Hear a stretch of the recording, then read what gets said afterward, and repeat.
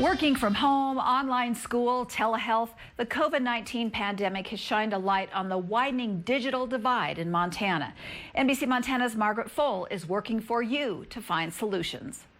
Urban and rural Montana, two different landscapes, one thing in common, access to the internet. But it doesn't end there. Yes, there is a digital divide in Montana, but it isn't a single divide where you have the haves on one side and the have-nots on the other. The digital divide refers to the gap between people with and without access to adequate internet. I spoke with cooperatives across Montana, and they all agree the divide isn't split clean between urban and rural areas. Montana's cooperatives in the most rural parts of the state probably have the best fiber-based broadband internet in the entire state. They say the divide is in suburban areas like Frenchtown, Lolo, and the Bitterroot Valley. But why? They say it depends on the provider and ultimately money. It's a financial challenge of trying to finance and make profitable expensive infrastructure that's a large investment to serve a fairly small population. Co-ops are not for profit, meaning they get money from their customers and put it right back into the product. They typically cover rural areas. Bigger players like CenturyLink and Charter are for-profit companies. They typically cover urban areas, but suburban areas are also in their domain.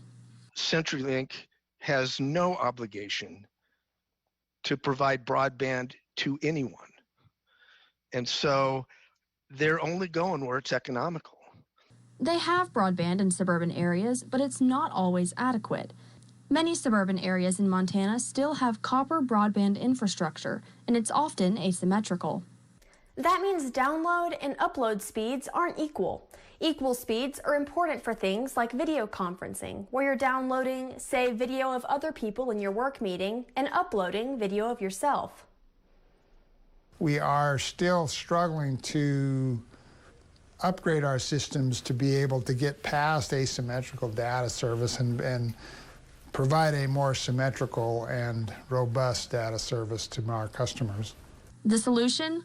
Big money, like billions. The state will never, in a million years, be able to come up with enough money to put more than a small dent into this.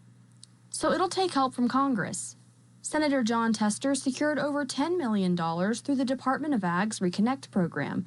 He says it will improve network connections for nearly 950 households, 160 farms, and 67 businesses in Bighorn, Stillwater, and Carbon counties.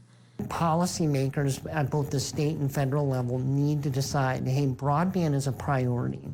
It's just as important as any other infrastructure we have in the state, whether that's roads, bridges, and schools. Technology is changing rapidly, and money for improved infrastructure is necessary to keep up.